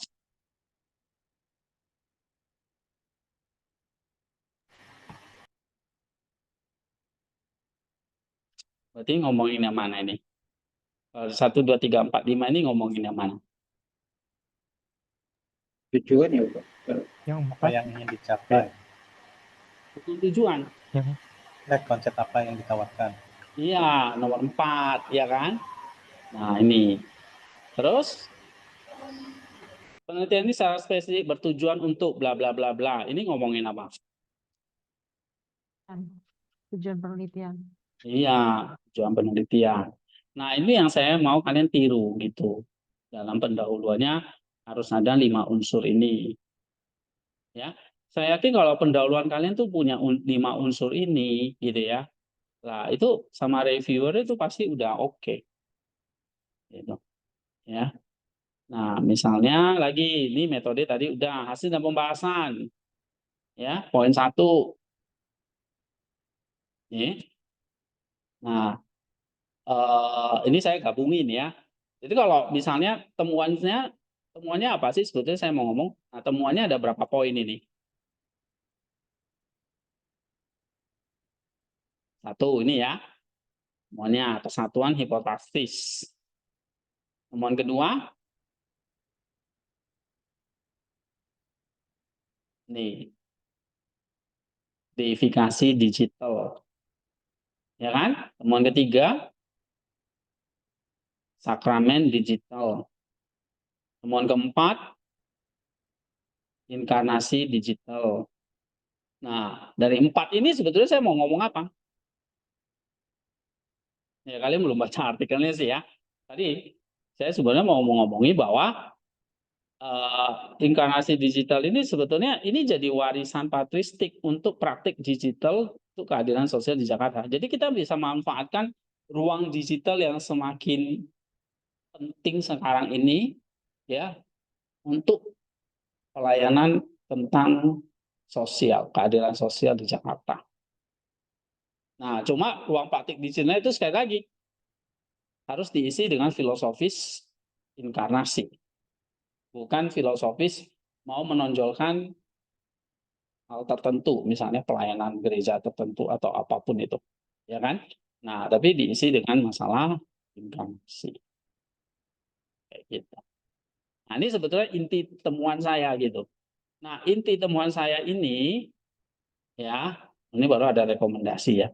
Nah, inti temuan saya ini akhirnya saya di pendahuluannya, ya. Nah, di sini, nah di celah ini, sorry, ya konsep mau ditawarkan tadi. Atau dari celah itu yang belum tergarap ini apa? Di sini. Gitu. Ya. Contoh sederhana itu kita lihat itu tadi Kang Deddy Mulyadi semua pernah lihat itu ya kan videonya kan. Nah, itu ada filosofi Sundanya. Gitu. Kenapa dia peduli dengan kebersihan, lingkungan, dan sebagainya, gitu ya. Karena kan dia orang Sunda punya filosofis tentang kebersihan, tentang lingkungan. Kan kalau di teologi kan kita juga belajar dengan ekologi, ya kan? Gitu. Kenapa? Itu yang saya usulkan di sini. Oke, nah itu. Terus kamu lihat yang mau saya katakan itu kan udah dapat ya temuan dan pembahasannya. Lalu nanti terakhir kesimpulan. Coba kamu lihat kesimpulan. Kesimpulan itu kita harus nulis apa sih? Kesimpulan kita harus berisi ringkasan hasil penelitian lagi. Nah, temuan saya kan intinya itu 4 ya. Dari 4 itu kan saya mau mengatakan ini loh ruang publik digital itu bisa dipakai untuk masalah keadilan sosial. Tapi harus dengan pemahaman teologi yang benar. Nah, itu kan yang mau saya sampaikan kan. Nah, dari kesimpulan itu saya ringkas lagi sebetulnya. Nih, ini saya ringkas lagi. Oke. Penelitian mencari tujuan untuk mengembangkan kerangka teologis interdisipliner menjembatani teologi Kiril. Ya, jadi ada 4 ini ya. Temuan penelitian terangkum dalam kerangka integrasi digital, kemudian kesatuan hipostasis, sakramen digital dan sebagainya. Ini intinya, ini ringkasannya. Ya. Nah, poin utama dari diskusi ini adalah penegasan bahwa teologi inkarnasi dengan penekanan kesatuan, deifikasi, sakramen dan kausus mendirikan fondasi teologis yang kokoh untuk digital ministry yang melampaui sekedar komunikasi online gitu ya. Nah, kerangka inkarnasi ini harus dipakai ya untuk menjadi model pelayanan digital yang integratif. Jadi pelayanan digital gereja itu nggak cuma hanya share tentang khotbah lah atau conference lah, itu nggak hanya itu gitu ya, integratif gitu. Nah, kita harus menggabungkan dimensi spiritual. Jadi nggak hanya ibadah doang, ada sosialnya, ada pemberdayaan komunikasinya, ada pembangunan komunitasnya, ada mediasi keadaan sosial online dan sebagainya. Nah, ini apa ini? Tujuan yang ingin saya sampaikan gitu loh. Ya. Nah, terus apa lagi? Berkontribusi pada bidang apa? Penelitian lanjutannya ini boleh dikembangkan lagi. Ya, penelitian lanjutan disarankan untuk menguji secara empiris kerangka ini dan sebagainya. Nah, ini kita perlu sampaikan dalam kesimpulan. Jadi kalau kita belajar kesimpulan itu ada kontribusinya, terus menunjukkan apa juga bagaimana penelitian lanjutan itu bisa dikerjakan. Gitu. Oke, nanti saya share ini. Cuma paper ini kan di kemarin ya saya belum submit kemana-mana ya. Jadi buat kita aja baca-baca gitu, nggak usah di share ke yang lain-lain dulu ya. Kecuali nanti kalau udah diterbitkan, nah baru boleh dibagi. Tapi sekarang untuk belajar nggak apa-apa. Oke, Oke, Pak. clear, Ya, jelas? ya, Pak. Makasih, Pak. Ada pertanyaan lagi?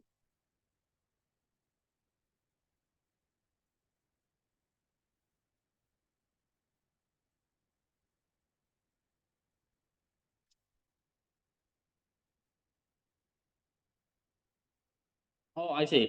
Tadi yang tentang saya sambung tentang yang papernya email, ya ini tentang cerita spiritual pembebasan ya, yang sebetulnya bisa dipakai ini untuk meningkatkan spiritualitas dan kekristenan, karena kekristenan itu kan asalnya dari jajahan gitu ya, sehingga spiritualitas pembebasan itu cocok untuk kekristenan di Indonesia. Itu kan sebetulnya yang mau diomongin ya. Betul, Pak. Oke, nah nanti dari situ itu kan udah dapat tuh, kamu udah dapat novelty-nya itu ya.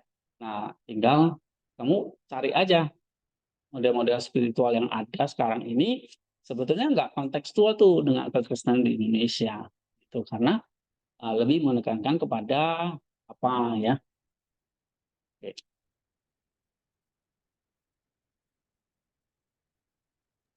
Baik, Pak.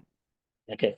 Nanti kalau paper-paper saya mungkin contoh yang bagus ya, yang tadi kalian bisa jadi contoh tadi itu aja, yang tadi yang tentang digital itu aja kalian bisa pakai jadi contoh ya. Mungkin paper-paper yang lain yang saya pernah tunjukin, kalau itu apa, membingungkan itu di skip aja lah. ya. Aku pikir yang saya bisa kasih contoh yang jelas, yang mudah, saya pikir tadi ya, yang ruang digital itu ya. Oke. Sama satu mungkin contoh paper exegesis ya. Saya udah pernah kasih contoh lihat ya. Apakah ada pertanyaan di sini? Apakah boleh dikasih lihat contoh dari paper sama yang udah diubah ke artikel? Oke, ya contoh paper saya tuh misalnya ini ya. Oke, ini satu contoh yang bagus saya tunjukin lagi buat Barman. Yang ada tuh contoh paper exegesis.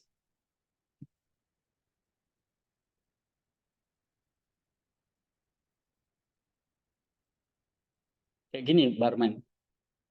Ada di sini yang punya paper exegesis, coba angkat tangannya. Atau eksposisi lah, whatever itu istilahnya. Pokoknya BBK. Tafsir ayat gitu, ada? Oke, cuma satu ya. Ada lagi yang lain? Ya, cuma satu ya. Sama di Reform nggak ada paper eksposisi gitu? Sama Bu Ina, Dua, siapa Pak, lagi? dua. Dua. Satu lagi siapa? Kak Septi sama Kak Barmen. Septi dan Barman. Oke, nah ini bisa. Yang lain berarti belum pernah bikin ya? Oke, ini ya. Nah, ini kan ayatnya. Oke. Nah, ini eksegesis ya. Bukan eksposisi. Ibrani 4 ayat 14 sampai 16. Ini Barman. Ya. Lalu saya Ibrani 4 14 16 itu kan saya bagi ya. Pertama analisis sintaksnya. Oke, intinya gitulah ya, analisis sintaksnya lapisan 1. Lalu lapisan 2 masuk ke tafsirannya. Nah, tafsirannya itu kan dibagi ya. Bagi ini masih paper ya, ini paper. Kan ada 4 ayat. Jadi saya bahas dulu Ibrani 4 ayat 14. Nih, bahas. Kayak kamu nih tadi ya. Ibrani 4 ayat 15 dibahas. Oke. Lalu Ibrani 4:16 bahas.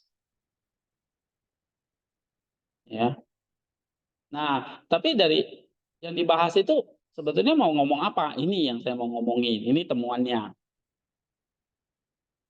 Dari 4 ayat itu saya menemukan bahwa kita punya akses yang penuh keyakinan kepada Allah melalui keimamatan Kristus. Ini yang saya temukan. Oke? Nah, ini kan masih paper ya. Ini biasanya kalau di paper saya itu harus ada personalnya ya.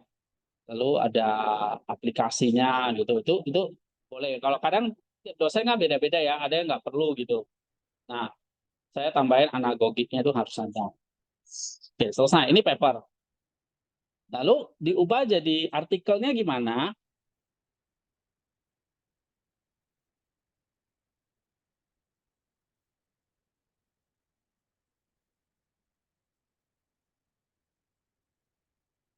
Nah, diubah jadi artikel itu kayak gini.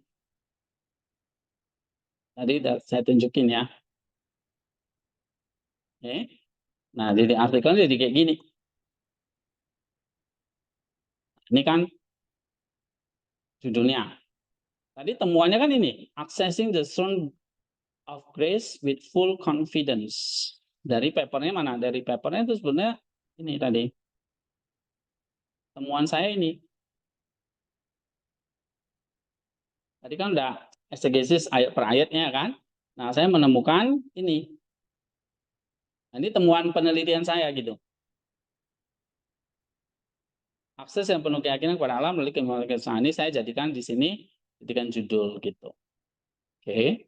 Nah, waktu jadi paper nggak ada lagi kayak persis kayak paper gitu. Saya ubah pendahuluan, terus metode, hasil dan pembahasan. Hasil pembahasannya misalnya tadi yang sintaksis saya ubah jadi bentuk paragraf seperti ini. Ya. Nah, misalnya tadi yang citasi kan lapisan 1 itu jadi poin 1. Temuan poin 1. Temuan saya poin 1. Temuan poin 2 ini teorianya. Temuan poin 3 aplikasinya, praksisnya.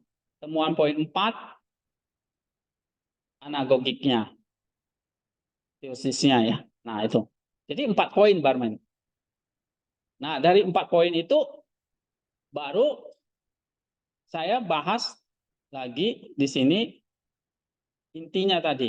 Nah, nih. Ya, yang saya mau ngomong di sini. Nah, mana tadi? Nah, nih. Kita sebenarnya sudah punya akses penuh nih kepada Allah melalui keimamatan Kristus. Nah, tentu ada hal-hal yang ini utama ya. Nah, tapi akses penuh itu bukan masalah hanya eskatologi, tapi ini juga bicara masalah sekarang, masalah masa lampau dan akan datang kayak gitu. Ini di sini. Oke. Nah, ini jadikan paper. Padahal tadi papernya kan kayak gini kan. Ada kayak gini-gini, ini kita nggak perlu masukin ya. Ini kita cukup rangkum aja jadi poin 1. Di sini jadi poin 1. Oke. Nah, lalu nanti poin 2-nya kan di sini.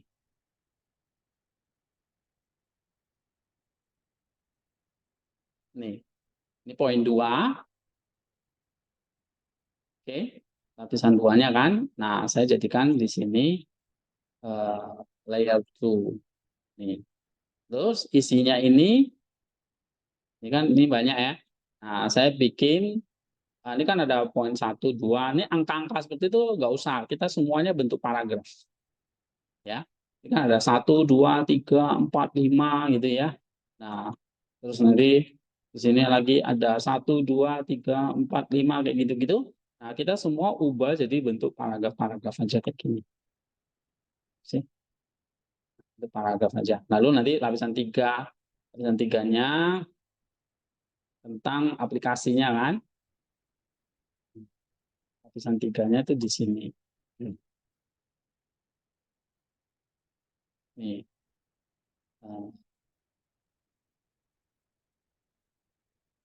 Nih, aplikasinya kan.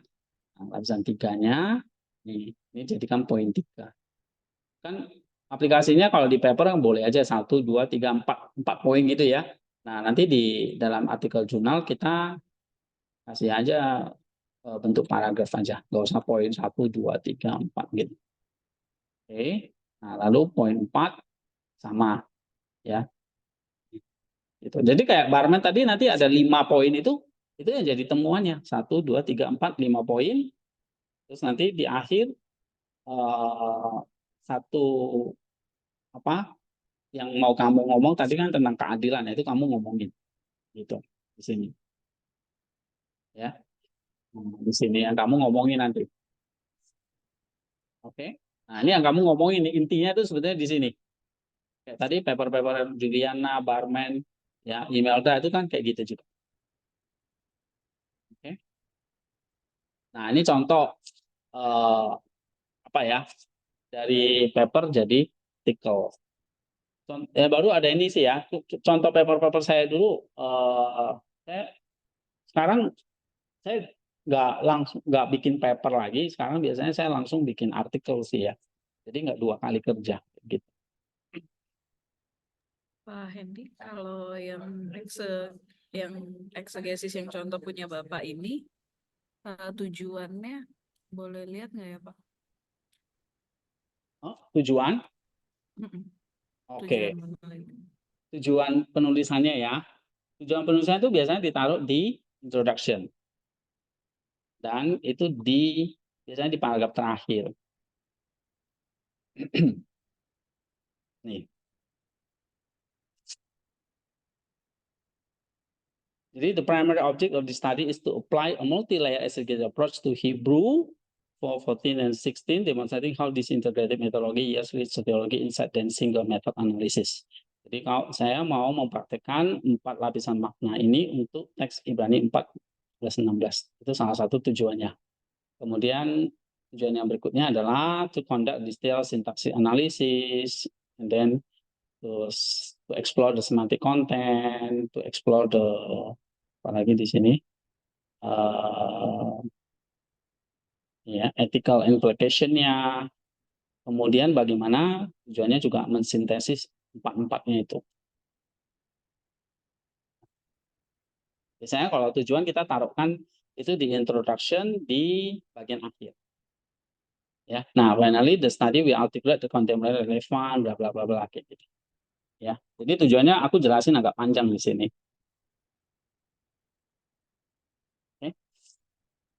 Karena pendekatan paper ini kan nggak cuma biasanya kalau di barat itu kan cenderung ini agak hermeneutik sedikit ya, cenderung apa ya historis kritis ya itu kalau di barat. Sementara di timur itu cenderung mystical-nya lebih kuat. Nah saya mencoba mengintegrasi dua-duanya gitu.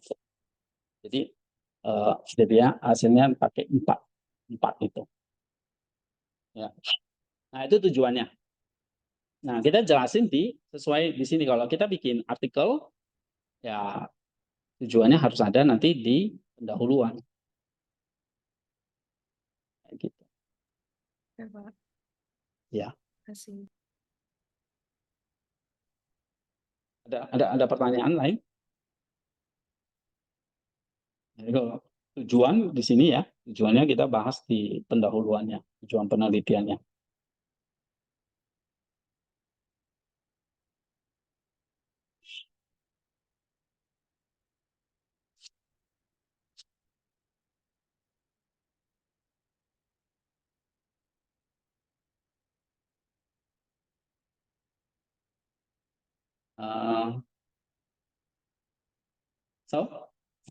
Jadi selesai. Dari Ibu Jessica ada tambahan nggak? Udah cukup, Pak. Thank you.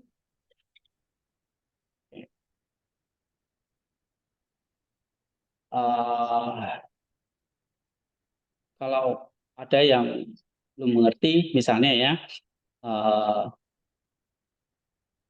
ya nggak apa-apa. Nanti kita ngobrol lagi. Entah. Ya, ini teorinya gampang kayaknya, bikinnya gampang, tapi sebetulnya ya gampang-gampang susah. Yang penting kita tahu caranya aja. Oh harus ada ini, ada ini, ada ini. Gitu. Ya.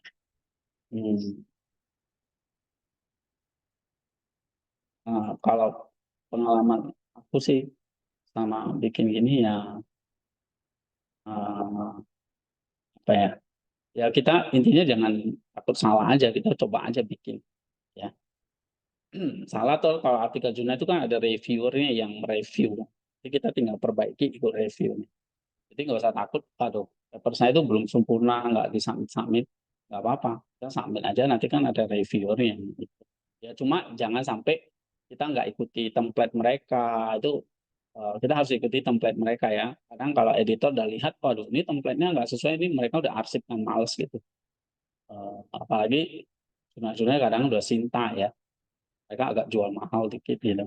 Jadi kita ikuti template-nya atau kita ikuti guideline mereka, intronya harus gini, harus gini, harus gini. Kita ikuti aja. Masalah isinya tuh nanti kan reviewer yang baca ya. Nanti mereka akan kasih komen-komen yang kita tinggal perbaiki. Pasti selalu ada sesempurna artikel kita pun itu nggak mungkin langsung. Pasti selalu ada yang mereka komenin lah, nggak apalah. Ya. Cuma ya nggak apa-apa. Ada yang kemarin saya cuma dikomenin ya itu ditolak itu gara-gara saya ditolak tuh sampai 2 kali. Konyolnya itu adalah tadi saya kelebihan halaman saya nggak tahu. Salah apa ya, salah saya juga. Terus yang kedua saya sambil lagi dia bilang nggak ada nomor halamannya. Set. Jadi kutipan saya ikuti APA ya. Saya pikir APA kan nggak perlu pakai nomor halaman gitu. Ternyata dia minta nomor halaman. Oh iya, ternyata nggak ada satupun nomor halaman. Akhirnya ditolak lagi, diarsip lagi. Jadi kayak gitu-gitu. Jadi minimal kita ikuti template mereka, ya masalah isi kan nanti ada review. Ikuti Pak template dan Hendy, kita harus selesai waktunya. oh ya udah selesai ya. Iya, Pak. Hmm. Oke, thank you so much. Saya bersyukur kita bisa bertemu. Ini ya untuk kelas ini pertemuan terakhir. Nanti kita ketemu lagi di kelas yang lebih kecil hari Rabu. Yang lain silakan join. Mungkin Rabu ini jam berapa ya? Kita jam 3 ya biasanya. Jam 4 ya. Nah, seperti biasa jam 4 sampai jam 5 untuk beberapa teman-teman yang akan ini submit artikel. Itu Jess ya. Thank you so much semuanya. Untuk satu semester ini kita bisa belajar bersama. Kita berdoa ya. Oke, minta Bu Jessica deh berdoa buat kita semua. Baik, mari kita bersatu dalam doa. Tuhan, kami mengucap syukur untuk Pak Hendy yang boleh bersama dengan kami selama satu semester ini membagikan apa yang menjadi passion beliau di dalam penelitian. Kami berdoa kiranya Tuhan Engkau yang memberkati pelayanan beliau di Soteria maupun di tempat-tempat lain, sehingga passion yang Tuhan berikan juga bisa memberkati banyak orang, baik di dunia akademis maupun di gereja. Kami serahkan keluarganya di dalam tangan-Mu, Tuhan sendiri yang boleh menjaga mereka. Kami juga berdoa untuk setiap kami yang ada di tempat ini, kami bisa menyelesaikan tugas-tugas kami, khususnya penulisan artikel ini tepat waktu dan bisa sesuai dengan apa yang diharapkan. Terima kasih ya Tuhan, seluruh hidup kami serahkan di dalam tangan pengasihan-Mu. Dalam nama Tuhan Yesus kami berdoa. Amin. Din. Oke, Thank thank you you, Pak semuanya. Hendy. Pak. Ya, Terima Terima kasih Bu Jess. Terima kasih Kak. sama-sama. See you. Sampai berjumpa.